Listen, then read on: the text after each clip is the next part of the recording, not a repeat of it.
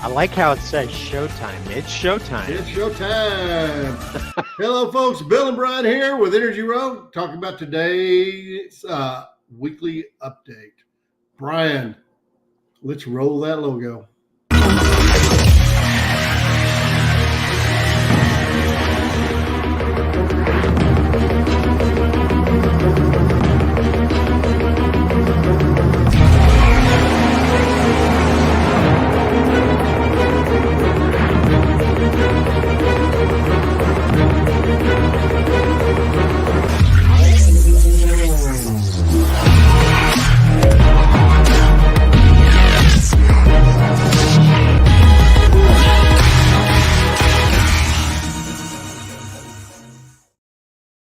Hello, folks. Bill and Brian with Energy Rogue. Energy Rogue is a subscription service that provides you with great data, information. We always try to take data, turn to information, information to strategy, and strategy into action.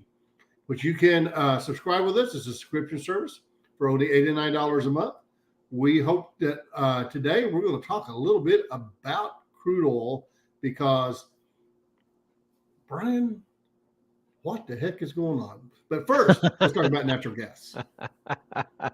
Yeah, first let's talk a little bit about natural gas. So a lot of our customers, and if you are interested in our services, our links are down below, and we offer a product that is $89 a month, and you get loaded with reports, videos, and everything to make you a little bit more intelligent on crude oil, natural gas liquids, refined products, prices, supply, demand, imports, exports, so on and so forth. What we do is we help our customers kind of see what the forward market may hold and where commodity prices are heading because it impacts their businesses.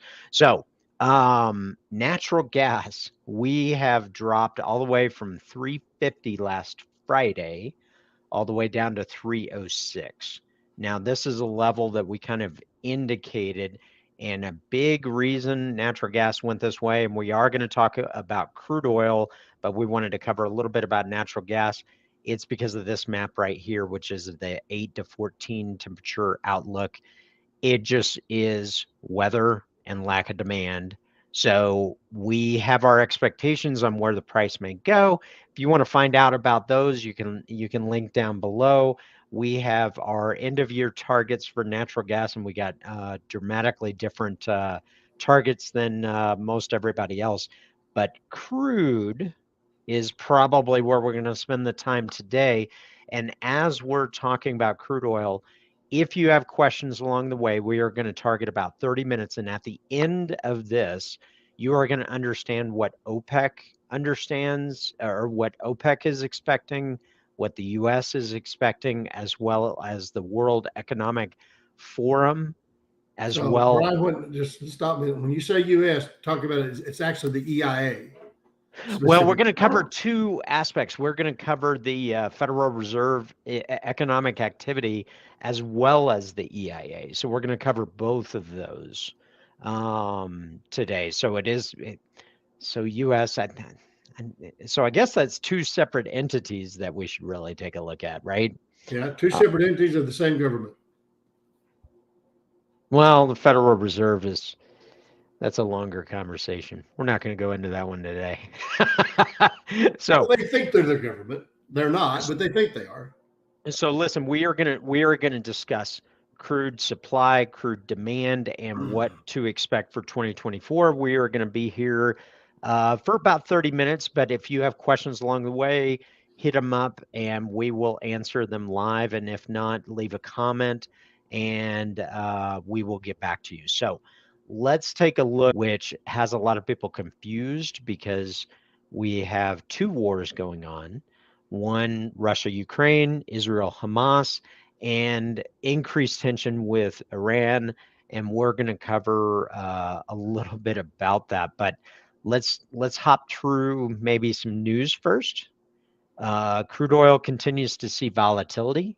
Barclays slashes $4 off the Brent crude oil forecast for 2024. Investors dump crude oil and distillates as Mideast risk recedes. So there's kind of a consciousness of a lack of fear in the marketplace. Is that right, Bill? Well, I would say that I think the problem is that it's not that there's bad news or there's good news. There's no news, and whenever there's no news, it is usually a bearish event in crude oil on a regular basis. Investors dump crude oil. So what you should say that if they had locked on crude oil because of the Mideast crisis, that's not necessarily an investor as much as it is a speculator. Right. And so I think sometimes these headlines can be misleading and need to understand what's going on. Speculators are what drive the daily prices up and down. Investors are the ones who look at the long term. So I would say that was a little bit of a misleading headline, but they're right. There are people dumping the crude oil because they're not seeing any volatility. And remember, Brian, our number rule in trading is volatility is our friend. So if you're hedging, it's a different story. If you're trading, this is the kind of stuff that happens. And there is so what that means is there's no flows being interrupted out of the Middle East. Right. So when we're taking a look at, let's go ahead. No, I'm going to keep this chart up. Let's take a look. So $75 is where we are price-wise for 2024. And that's as of last night's close. But let's take a look at a few data points. On the crude supply side of the equation, there's a longer story here, but there has been a change to some reporting on how barrels are reported in the United States. So this curve does not, it looks a little bit different than reality. Our reality is that we were higher over here and lower over here. So we've had a net effect that is slightly different than some of the data is supporting. But let's take a look at some supplies. OPEC is right around the 5-year average. They have increased their output in September by how much? 500,000 barrels a day. Let's see if we know where that's from. I think most of that came, was it Qatar? Someone jumped 200,000 barrels. Yeah, Saudi Arabia, they went up a little. Russia continues to drop. However, the Russia delay is delayed data. Yeah. UAE is about the same. Venezuela, they've come off the bottoms, and Iran has been increasing. There's increased tension there. Iraq, about average, and Qatar is pretty stable. But let's take a look at some demand, okay? Because what's in the headlines is the reason that Barclays slashed their forecast is because of demand concerns. And when we look at OPEC, what is OPEC saying demand looks like? OPEC is saying the economic growth rate for the world in 2023 is 2.8% as of their October report. November's report is coming in, I think, about 7 days, about a week from today. But the October report says 2.8% growth in 2023 with a 2.6% economic growth rate in 2024. So that's an additive, but they do see contraction in China, contraction in India. And here's where it gets interesting. OPEC sees the US going from a 2% growth rate in 2023 to a 0.7% in 2024. So now the Federal Reserve actually says that we had a 2.1% in 2023, which is pretty close to OPEC's, but that we'll have 1.5% growth in 2024. So demand concerns are the headline. So right now. was the EIA on that list at all? This is just the economic forecast. This is not volume. This is not. So this is OPEC versus Federal Reserve. Okay. And so OPEC is saying that we're going to have that the U.S. is going to have a 0.7% growth rate in 2024, but the Federal Reserve is saying 1.5% in 2024. Giorgio, hey, great to see you. So glad you made it. I'm glad to see you coming along. So there's a different forecast from the Federal Reserve, which is more optimistic than OPEC. OPEC is suggesting that we're going to have a contraction and that China is still going to grow, but at a slower rate, and India is going to slow at a slower rate. And David, how are you? How often is the Fed correct? Yeah, David, they have 100. They have 100% record. I'm not not that sure they've ever been correct. not that often, but with our with our community, we were just saying today on one of our customer calls that we have to become de facto economists, which we are not. We're not financial advisors. We are energy experts, and that relates us back to kind of the economy. And so we are going to start looking at some of the economy, and I do have my sentiment, and I think OPEC is probably closer to the mark.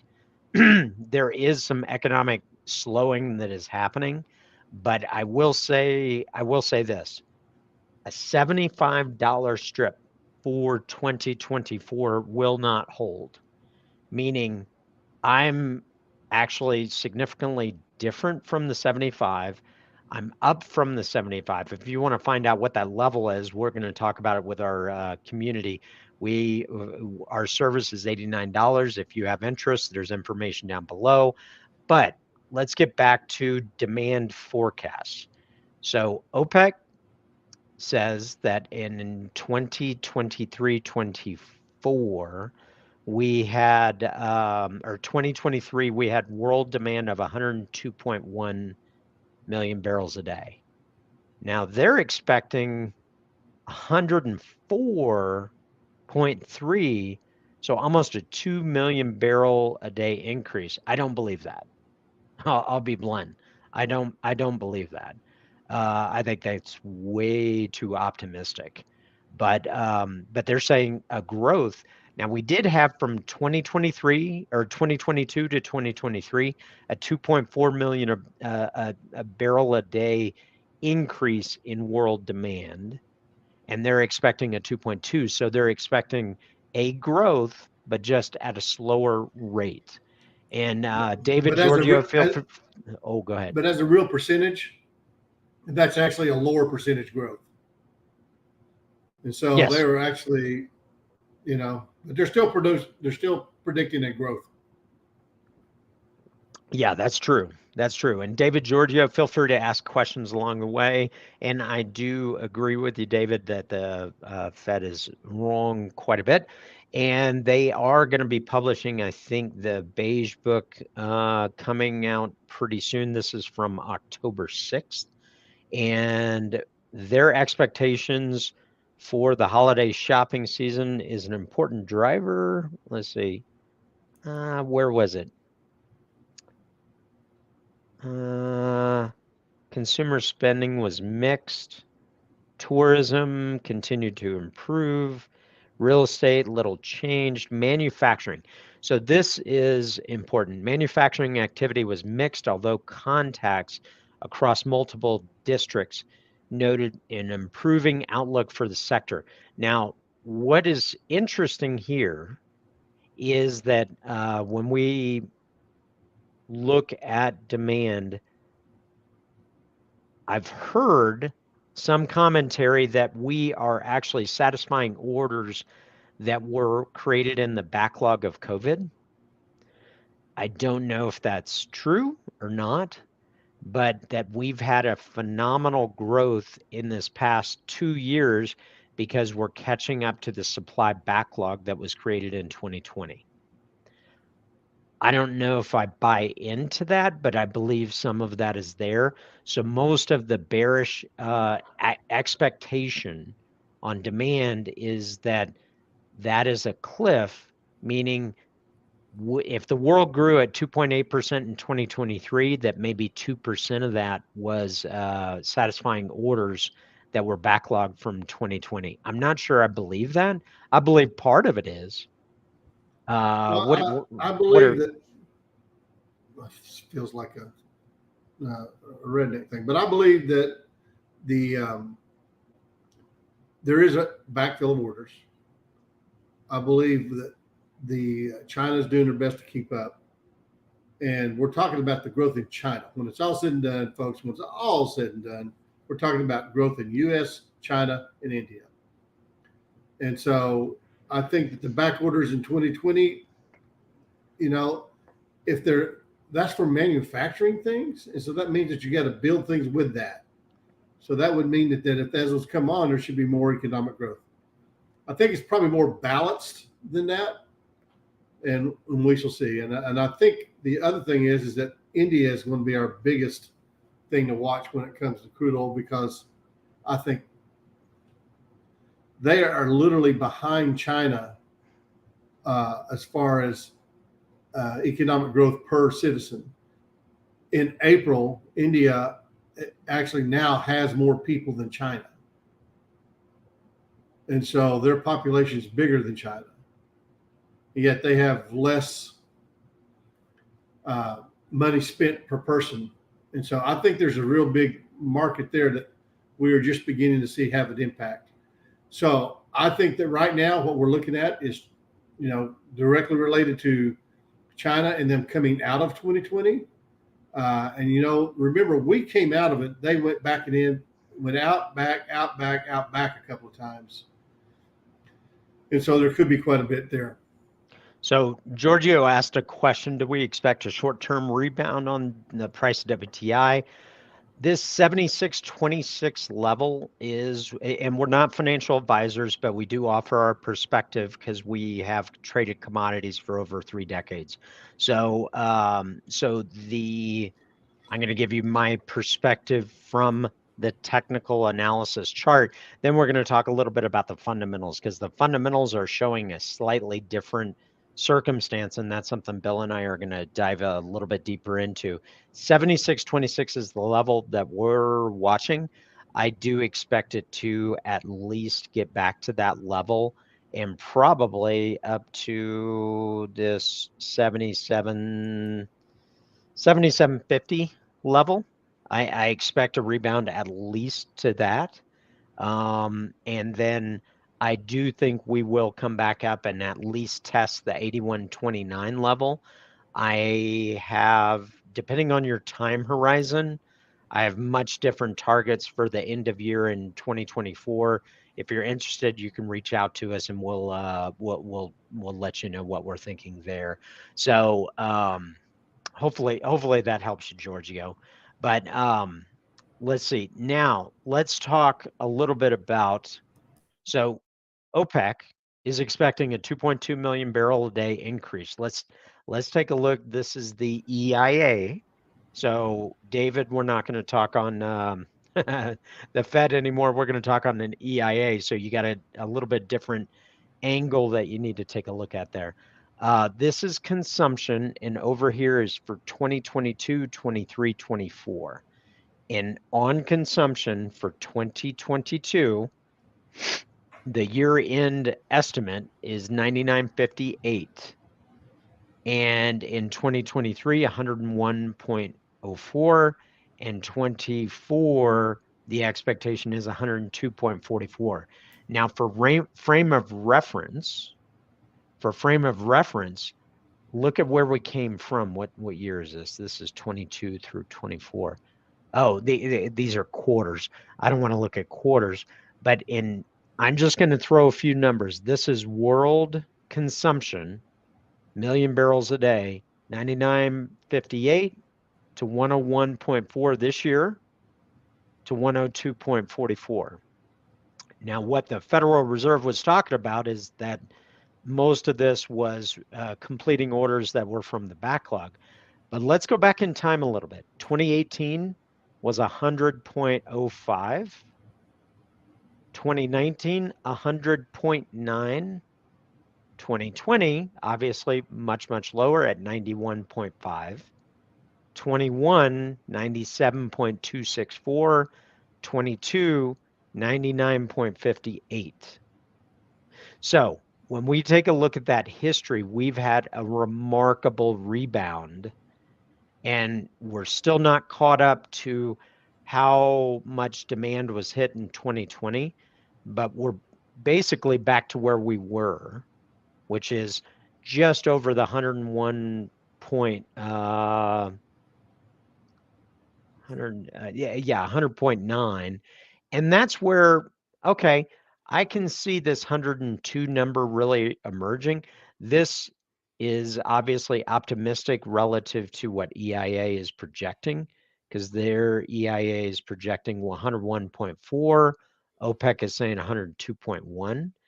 I tend to believe OPEC's numbers a little bit more on existing data, but I take everything with a grain of salt as far as the forward projections they make.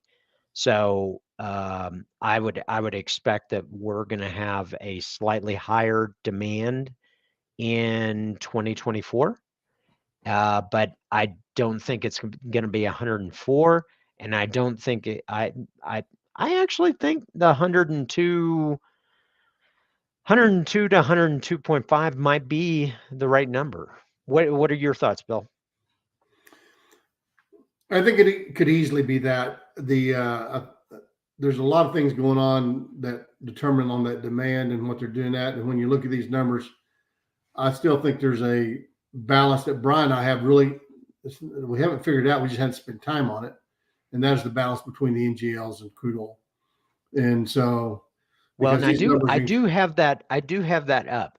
So a lot of folks, and I'm gonna brag on our charts a little bit. We have access to a wide array of supply, demand, imports, exports, and all of this is in interactive charts that show 5-year ranges, and you can interact and then even click and download. But let's take a look at crude production.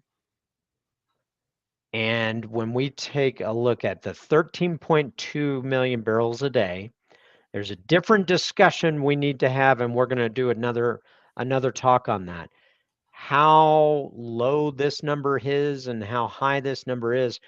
A lot of people expect that this is production growth. It actually has to do with how the barrels are counted, and there's a drastically different number that is used behind the curtain. But let's take a look at that. 13.2 million barrels a day. But how much of that is crude? 8.7. 8.7 of the 13.2 million barrels a day, and 6.4 of it is in natural gas plant liquids. So when we are looking at crude oil at 13.2 million barrels a day, this is the reason that we export. Let me get down to that. This is the reason we import 6.4 million barrels a day and export 4.9 million barrels a day, is because the type of crude that we need for our refineries is different than the crude that we're producing. So a lot of people look at how much production we have and think, well, we're exporting 4.9 and we're importing 6.4. So we don't need that much because the balance is made up really right. from Canada when we look at a North America perspective. But it has to do with the type of quality of barrel. And that's important to understand, because when you look at global production numbers, I think even, yeah. Yeah. So liquids production and NGLs, and so these are non-OPEC liquids production. I mean, these numbers are much, much different, which means you get a different product. And another fact of the matter is, let's actually take a look. we weren't going to cover too much on the refined product side, but we were going to talk and touch a little bit on motor gasoline versus distillate.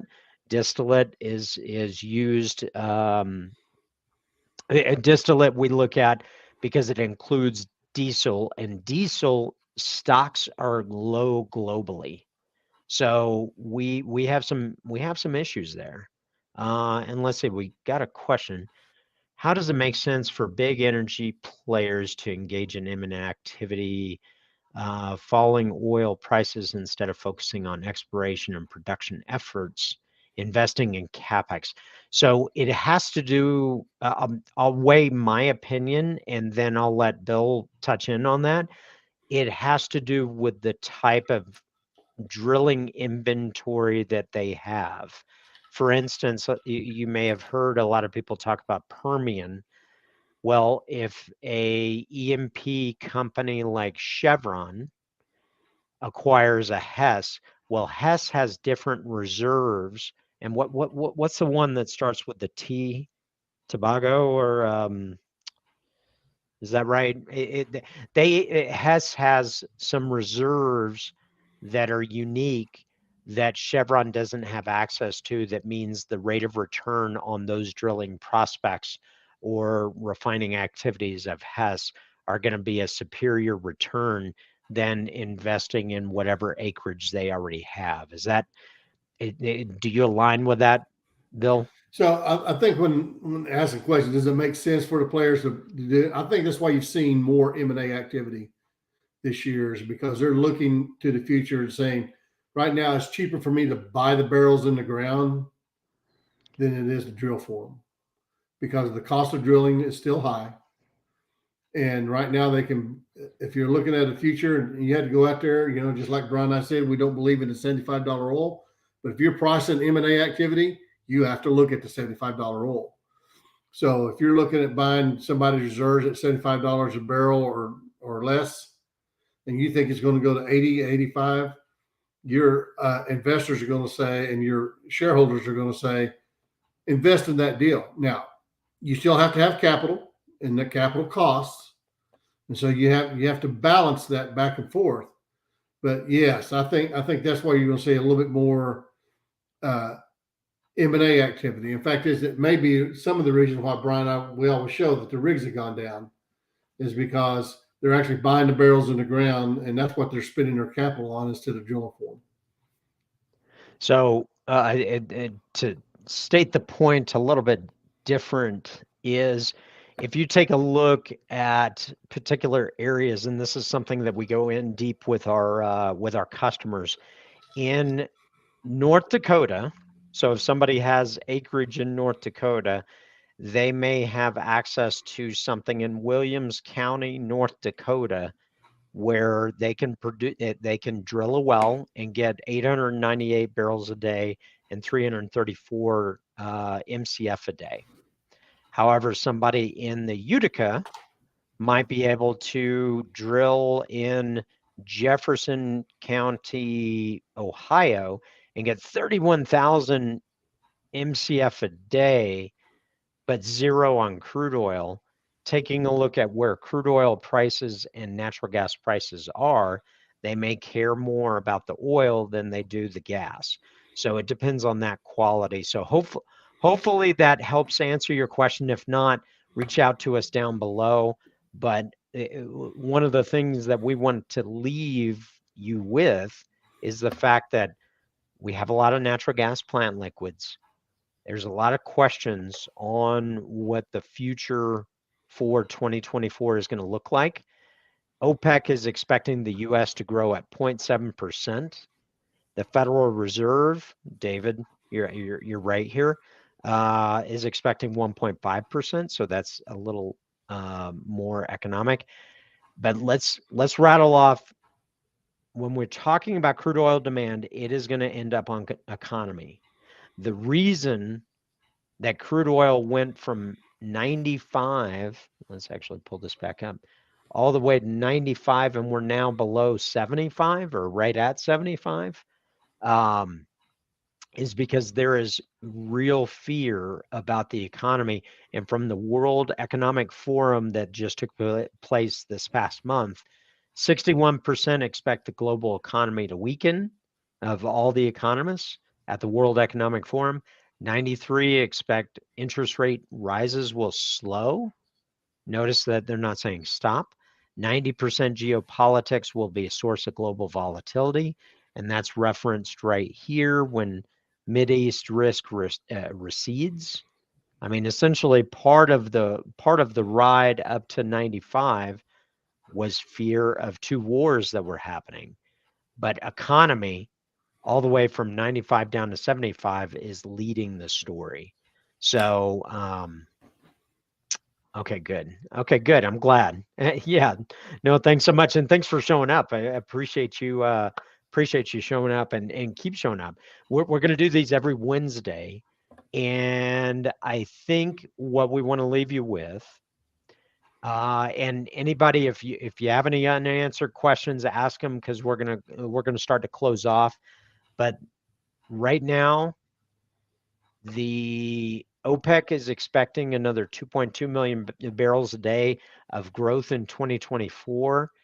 EIA is expecting another, nope, that's the wrong one. 1.4 million barrels a day. So they're both pretty optimistic. I think I'm skeptical on both of them. I would say 102 is probably a target, which means a modest growth, which I think translates to, ironically, some higher prices, not because of rising demand, but because of what's happening on the supply side, which we are going to cover supply side on a different live cast. So the two key points, OPEC is expecting 2.2 million barrels a day of growth. EIA is closer to like 1.4. I think I'm a little less than that, but I'm still, and we're not financial advisors, I'm still bullish because of the supply side thesis, which we will dive into. Right. And drop us a comment if you want us to cover a particular topic. We're going to cover the supply side a different day, but the demand side looks pretty tepid for 2024. And that's led the case for all the economic expectations I'm and the going to reason go we're with at it. 75. I'm going to go with a 2% growth for 2024, but I'm going to say that it's going to be backloaded Hmm. to the back half of the year. And the So, first quarter is expected to be pretty weak. So so I think it'll be total 2%. I think it'll be backloaded. I think you'll see maybe 3/4% in the first half, and then it'll make it up in the fourth quarter, which really means the prices in the fourth quarter are going to do that. Though I'm still not going to give up on my 99 for the end of the year. You want to yeah, know why? Book a meeting with us, subscribe, and we'll talk about it. I think I was at 95, right? Yeah, I know you are. Yeah, okay. So what I'd like to ask you is if you learned anything or you enjoyed it, please like it, share it, drop a comment, and drop a comment if there's anything you want us to cover because we're here to kind of generate this. And there's been a lot of questions on demand, and of course I sent this topic out on Monday when we were at $81, and so demand kind of came up, and there's been a lot of interest over the last couple of days, and a lot of that has to do with economy. Right. And there's a huge bearish sentiment. It has not impacted equities yet, but the bond markets and crude oil, if those are leading indicators, there's a lot of very grave concern on what the economy has in store for 2024. So if you liked it, please like it, share it, subscribe, and drop a comment because all that stuff really helps. And we'd really love to see you inside of Rogue Edge. It's $89, and we offer our service is really designed to help people strategize around crude pricing, natural gas pricing, NGL pricing, refined products pricing, and what am I missing, Bill? Electricity. We all talk about all the energy products when we're in there. So subscribe for $89 a month. You're going to become smarter. We're going to help you. We're going to be able to talk at a much deeper level. Remember, anytime you hear somebody give you one thing as a reason for something, you can almost count on it being wrong because it's never one thing. It's a multitude of things. Yep. David, Giorgio, Vernon, thanks so much, and really appreciate y'all stopping in because we see you guys every week, and we appreciate you. So I think that's all we got. Is there anything else that I'm missing? I think that's all, except for let's see. What I think I might have one other thing. Let me see if I really do have something here. Let me check here. I think there was something else I was going to show because there was a chart I wanted to show you so that we can be ready for the season. I think it is maybe.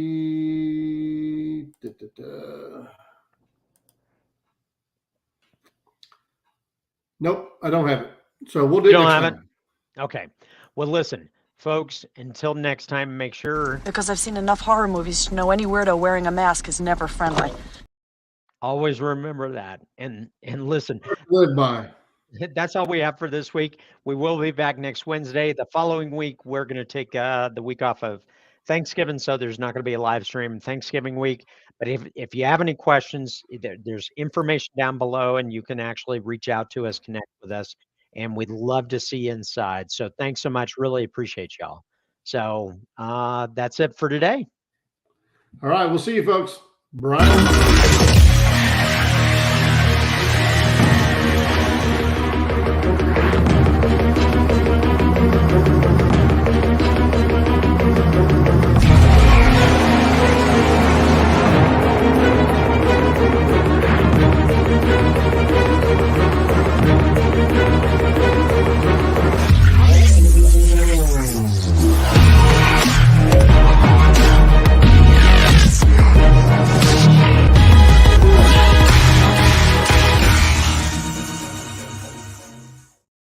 I cut Bill off.